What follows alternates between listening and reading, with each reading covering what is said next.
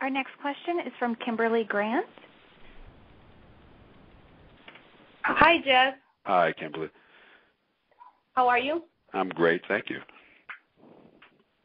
Piggybacking on what you mentioned about how it's all about money in Hollywood and how films that get made now have to be films that play all over the world, what can a black filmmaker do so that they can say they got their film made, if you know what I mean? What can they do to get it made or to get it distributed? Those are very different.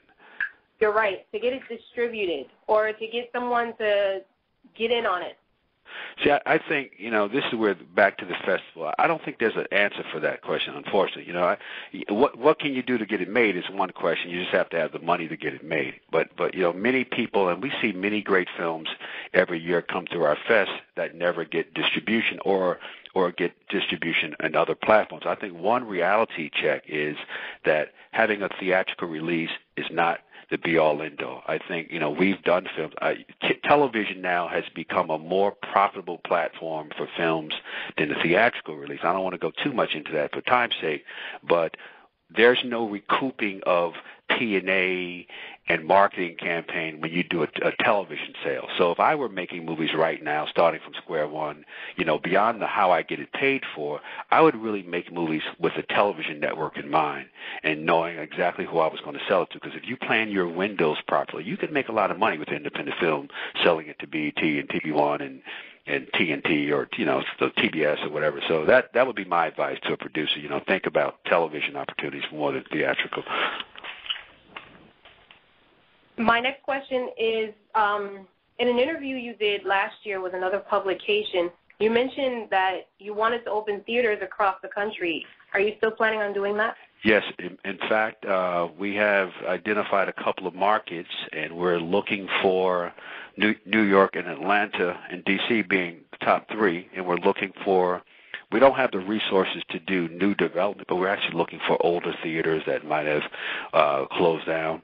But that's on our late 2013, 2014 agenda. Okay. Thank you. Thank you. Our next question is from Kadeem Lundy. Hi, Mr. Fadi. How are you? I'm fine, Kadeem. Call me Jeff, please.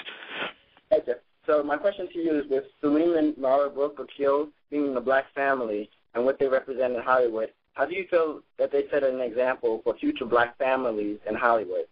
Yeah, I mean, I'm big on families working together, and I'm huge fans of both Salim and Mara, as artists. But I'm more of a fan of them as a husband and wife, because I think for the same reason I'm fans of Angela Bassett and Courtney. I just think it's so hard to make it in Hollywood, and there's so many forces that tear families apart and couples apart. And we always make fun of these Hollywood marriages, but I don't really think it's funny. I think it's actually a little bit sad that that love doesn't conquer Hollywood. So anytime I see people like them, doing their thing, being successful, and doing it together, I always want to support that, and that's a story that we want to get behind telling, which is why I think I mentioned in the beginning here, this show, the Q&A show. When I met this couple, and they came to me with this show idea, their whole premise was, we don't want Hollywood to tear us apart, so we're going to find a way to work together. So I'm a huge supporter of family values, man, and I just want to make sure that we help tell. We want to tell the right stories, and the Akil story is definitely one we want to get behind. Thank you. Okay, our next question is from Melissa Hunter. Good afternoon, Jeff. How are you? I'm good, Melissa. How are you?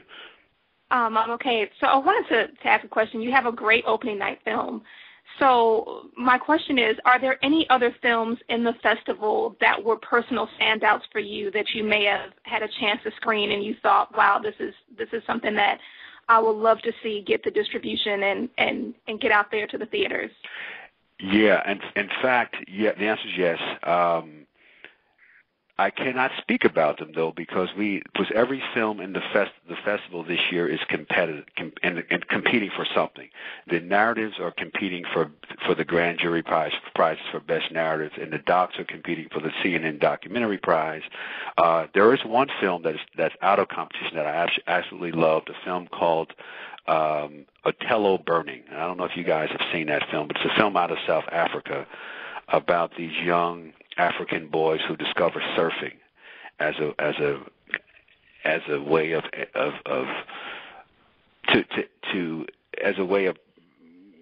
growing and gaining some independence from their circumstances. And it's just a phenomenal movie. We're actually only screening it one time, I think, on Saturday, the 23rd. Out of competition because it came in, through a reference. But it was an absolutely amazing movie in my opinion. But I can't talk about the ones in competition. Just don't want to skew anyone's. I don't want to create any kind of favoritism or anything. I understand. Fair enough. Are there any filmmakers that we should keep our eye on, that we should look out for in the next couple of years, who will really make a great mark? Yeah, one person that you guys may know is Russ Parr, and he's the radio personality. But he's made this. He has a film in competition called The Under Shepherd, which starring Isaiah Washington and Melinda Williams and a number of Elise Neal, a number of other people, Clifton Powell. And it's a really solid movie, and I had a chat with Russ a few weeks ago, and I just really congratulated him because I've watched his films get better every year. I mean, he's made, I think this might be his fourth or fifth indie film that he's self-financing, and he's they're getting better. And I would say just for that one guy that you may want to keep an eye on is Russ Parr. There's also another young producer, Datari Turner, who has his third film. And he produced a film. Russ wrote and directed his film, The Under Shepherd. But Datari produced a film called Love that's starring Common. And this is his third film in 4 years. I think he had a film called Dysfunctional Friends last year. And he's definitely someone that I would keep an eye on. Great. Thank you so much. Thank you. As a reminder, if you would like to ask a question, please press star 1 on your telephone keypad. And our next question comes from Stephen Hill. Jeff, how you doing? Hey, Steve, how you doing? I'm doing good, brother. Two quick questions. Basically, ABFF has become the premier film festival for filmmakers of color. Do you envision it being an institution, something that would continue on if you decided that you wanted to do other things, or if you were to step away from the festival? Yeah, I mean, my primary goal for it, I'm a big fan of the Pan-African too, by the way, but my primary goal for ABFF is that it stays. I've been closely attached to it, and to be very frank, I'm more closely attached than I'm comfortable with, because God forbid something were to happen to me. I do want the ABFF to live on. I'm very proud of what we've done. 16 years is a long time, and I like this to have the same, history as Cannes and Sundance. I mean, I want this to be our event, that we're proud of. We all have some ownership in, and I never take credit for its success. I mean, this is a community event. So yes, I absolutely consider this I would say an early institution. We're not quite there yet, but I do want it to be viewed as, as something that we are proud of. Yes, and I even have aspirations of an ABFF museum one day. Man, I sit around and make these things up. I've got memorabilia from 16 years ago in my house, and we got a lot of stuff. So, maybe at year 25, God willing, we're around. We might do it. Except we were talking to. I'm a graduate of Howard, and I was talking to Howard a couple of years ago about starting a HSBC tour of some of the memorabilia from the festival. So that might be something we do at 20 year, at the 20-year point. But yes, thank you for that. Okay, nice. All right, and lastly, with HBO as the founding sponsor, right? They've obviously made a significant financial commitment to the festival. Are they looking for, or have they in the past looked to have ABFF as sort of an incubator for talent, both behind and in front of the camera? Do you see people coming up? Do you see them taking people from ABFF in working with them in other capacities after the. Yeah, I think so. I mean, HBO, but first of all, without HBO support, we wouldn't be having this conversation. I will tell you that now. And I actually added up their cumulative support in my head the other day, and it's several million, a few $1 million, I'll say. So, yes, HBO is committed, and I remember our very first conversation with them. They came on our second year. You know, I remember our very first conversation with them, and they were the woman who ran their division, Olivia Smasham at the time. She just retired a couple of years ago, but she said, I want this relationship to be a platform for our relationship with black talent in front of and behind, and executive talent. And to their credit, and she said, well, what can we do to make sure that that this becomes institutionalized to some degree? So we came up with this HBO short film competition together, and you know, over the years they have engaged. They've given development deals to the winners. I don't know if you know this, but every year the 5 finalists, in addition to one person winning $20,000 and the 4 runners-up getting $5,000, they also air the 5 films on the HBO network during Black History Month and pay them another check. So they have really gone to the mat. Gone to the mat with us in terms of that piece, and their ultimate priority is really discovering and and forging relationships with black talent. Thank you. Okay, thanks. Our next question is from Cherry Branch. Hi, Jeff. How are you? I'm great, Cherry. How are you? Wonderful. Good. Since this festival has become so huge and popular, will we ever see you branching out to the Black Movies Awards again? Yes, you will. Suzanne and I were talking about it the other night, and we're bringing it back in 2013, and thank you for asking about that. I don't know if many of you remember, but I started the show as the closing night event for the festival back in 1996, and in I think 2006 we were in Miami, and Dick Parsons happened to be sitting in the theater, and he tapped me and he says, "Why isn't this show on television?" It was the Black Movie Awards, and it was the closing night event at the festival, and he said, "I want to get this show on television." So he introduced me to the people at TNT. And it aired in 2005 and 2006 on TNT, and hopefully a few of you guys saw it. And Cedric hosted one year, and Tyler Perry hosted the very next year.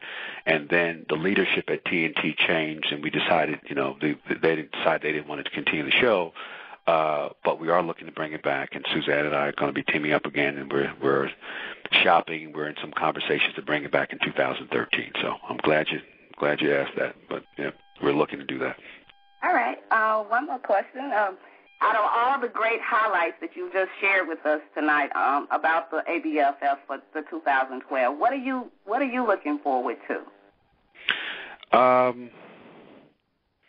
don't know. Every year has its own special highlights, but for me, being able to, I've answered so many silly questions over the years, and none from anyone on this phone, I'm sure, on this line. But why a black film festival? I've been asked that at least 100 times, and I think the whole Think Like a Man thing for me, just emotionally, is the biggest highlight. To know these young guys, 13, it might have been 14 years ago, and I remember my first conversation with Will Packer. He called me. He was submitting a film called Toi, and the submission deadline was April 15th, and he called me on April 14th begging me for an extension. And I don't know how he got to my line. I think he called us 5 times, and finally someone said, "There's this guy on the phone. He won't hang up." And he begged me because he needed 2 extra days that they were in post, and I said, "No, the rules are the rules." He called me 5 more times, and finally Will just wore me down, And I said, "Okay, please, just stop calling me, just send it in." And that was the start of our relationship. And I think it was 1999, and to see him as a producer and all the success he and his partner Rob have had, and I told them many years ago, if you guys let this business break you up, I'll never speak to either one of you again. So they're still partners, they're still friends, and to have them back celebrating a film that they produced that made $90 million is amazing to me. So I would have to say, just in terms of full circle, in terms of life cycle of successes and failures, man, I would have to say that would be, that moment would be the biggest moment for me, to be able to celebrate their success in front of the same audience they started with. Thank you, and continue to do what you're doing. Great. Thank you. Thank you so much. Our next question is from Benares Small. Good afternoon, Jeff. How are you? I'm great. How are you, Benares? I'm doing very well, thank you. I wanted to ask you a question in reference to the Black Women in Hollywood panel, because I know for a lot of African American actresses, casting directors, and producers, this is really a highlight of the festival. What can we expect in terms of anything new in the direction of Hollywood and what it's doing with the African American actress and casting directors and producers? Say that one more. You broke up. Say it one more time. What can we expect in the new direction? I missed that. I was saying in terms of let me reline my question. Okay. Because of this wonderful event that you put on, as well as a lot of the changes in the film industry, what highlights can we expect to come from for the African American actress or casting director or producer as a result of this event? Well, one of the things I'm not sure if I can answer that specifically, but one of the goal of the panel is to provide you voices of women who are succeeding in different capacities. So we've got Melinda Williams, who's been acting, for more than 10 or 15 years, and you've got Twinkie Byrd, who's a casting director, and Elizabeth Hunter, who's a accomplished writer. So we just want to give we want to give the audience a perspective of what their challenges are, but not in any complaining for fashion, and really talk about their successes. It's really just about hearing how these women have navigated the waters of Hollywood, called Hollywood, and been successful. I don't know if that answers your question 100%. Yes, you did, and I apologize for that. That's the goal. That's the goal of it. No problem. That's the goal. It's really to give you a perspective of those who succeeded. But because we're always in a very friendly environment, people tend to get very candid at ABFF. Right. The cameras aren't on. It's just us talking to us. So, you'll be able to ask them some real life questions about what their experience has been like.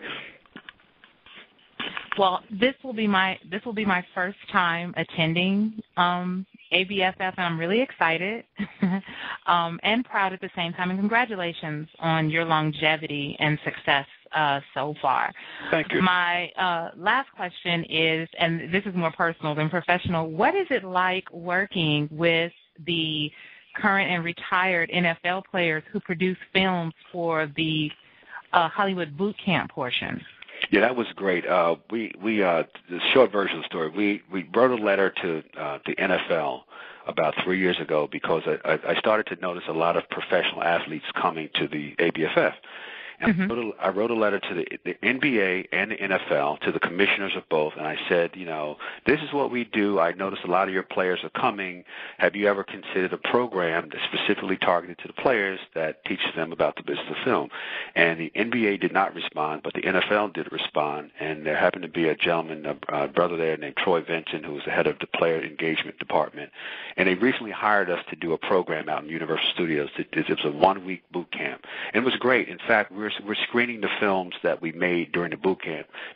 Both films will be screening at the festival this year, so you get a chance to see those as well. You could actually be the judge for yourself how well the players did, but they were amazing. They were absolutely amazing. Well, thank you so much for answering the questions. Again, wishing you continued success. Thank you. Thank you. Our next question is from Jill Tracy. Jeff Friday. Jill Tracy. What's up, honey? How are you? Hey, you know all this already because you were there at the first one, right? Okay, that's what I'm saying. I'm glad to be in good stalking company with Will Packer. And many thanks again for the opportunity being in the door in Mexico. You really, really can't even capture that lightning in a bottle that you did in Mexico. Yeah. But what it's grown into is amazing. And you got the word out, Jeff, because you beat the pavement. I think Jeff showed up at every radio station in the country for the first one. Yeah, Jill, it had to be radio. You're right. There was no other way to communicate. Magazines were too slow. Because it's a monthly site. It had to be black radio. Absolutely. I'm glad you said that because Yeah, and you were part of that. Thank you. Thank you very much. So listen, you moved stateside to be more accessible to a lot of people who couldn't make the trip to Acapulco. And we're, of course, very thankful that you chose Miami. We, of course, here like to think that Miami is going to become Hollywood East with this latest, Trump conversation with Miami-Dade. The proposals to do our own, Universal Studios here. What are your thoughts on that, on Miami? Because you didn't go to Atlanta, where I guess a lot of people probably thought you would.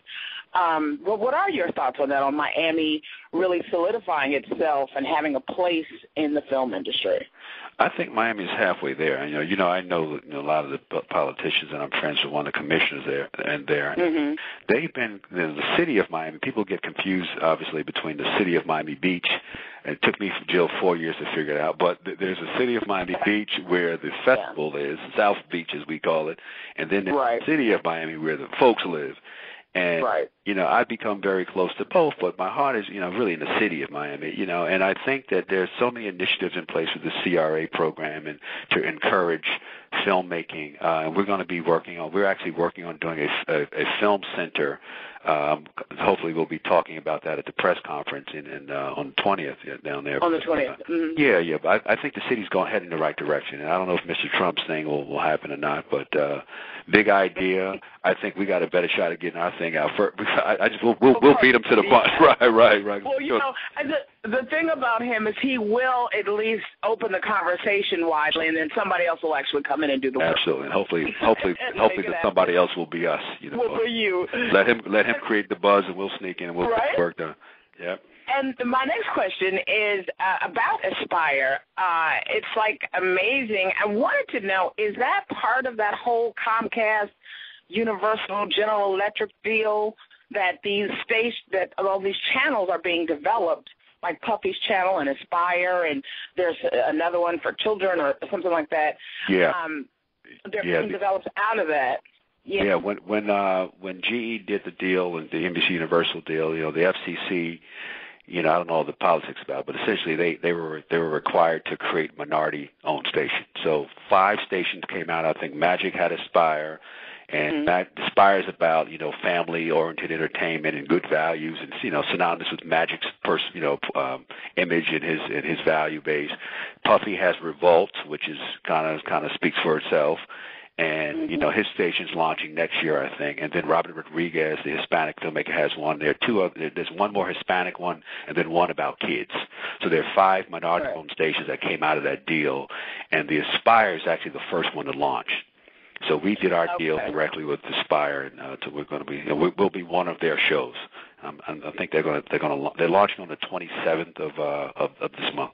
So right after. And there's a lot of conversation in that, this African-American middle class has emerged, for television advertisers, but the large majority of the programming is,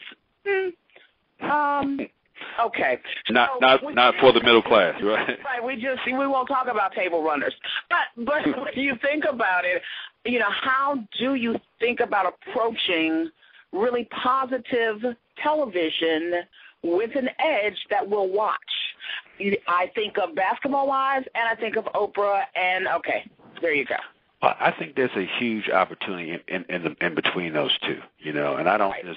No one loves Oprah more than I do, but none of her programming is geared towards African American audience. I don't think it ever has been, or maybe ever will be.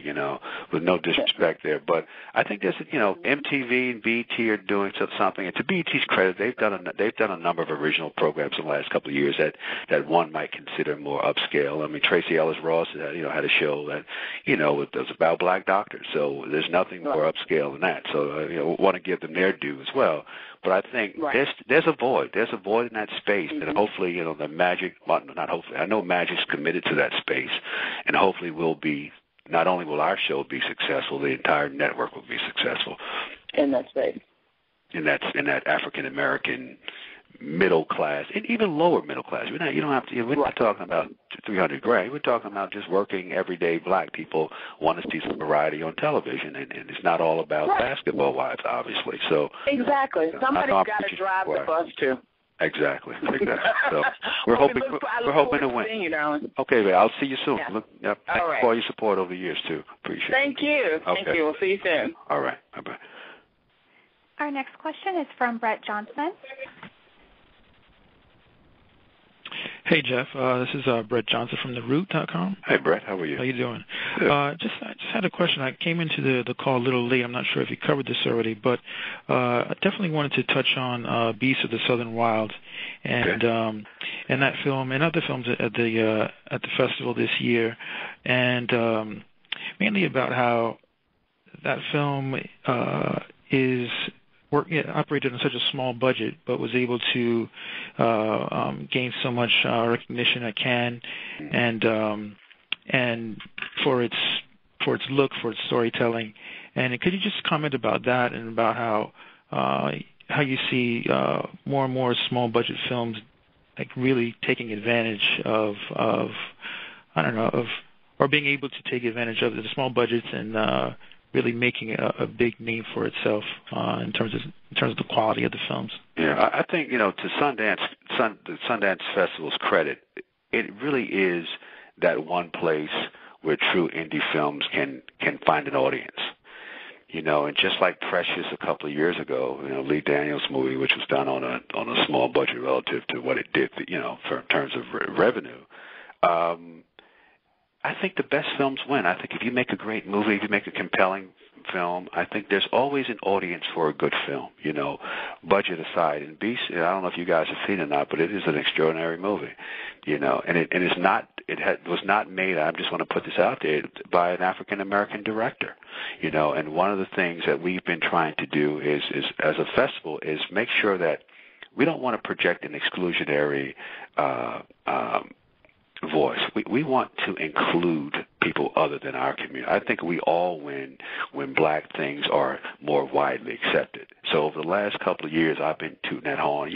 We will take a great film by a non-black person. Absolutely. I mean, that's because prior to the last couple of years, everyone thought that you had to be black to have a film to ABFF. And for that reason, and I hope you all can read between the lines, for that reason, many people have stayed away. So we want to be embraced by everybody. We're here because we want to promote the work of black artists, and we want to promote the work of black people on film. And everything that we screen, everything that we do with the right spirit, and with the intent of pushing, forwarding our imagery and inspiring our people. And, sometimes we hit and sometimes we miss, but we definitely give it our, that's what we're committed to. And I think Beast will be a big hit on opening night. And I congratulate Fox Searchlight. They've always done a great job with small films like that, Juno and all the others they've done. So I do congratulate the studio on their commitment. And also, many times studios won't bring a big film. Beast film's getting Oscar buzz already, and I've had situations where studios, the films that get Oscar buzz, we don't want to do them at the Black Film Fest. It's like there's some curse that we put on, we put on a movie. So, you gotta give credit where it's due, man. And again, I just want, we're an inclusive festival, and we just want to make sure that is fully, completely understood. Right. Thank you. Sure. Thank you. At this time, there are no remaining questions in the queue, so I will turn the call back to Jeff for any closing comments. Well, if there are no more questions, I want to thank all of you for this time. Again, I'm flattered to have so many of you on the line. Lisa, if I haven't missed anything, I'll just say goodnight, and I look forward to meeting all of you in Miami next Wednesday night. Ladies and gentlemen, this will conclude our conference. Thank you for joining us today.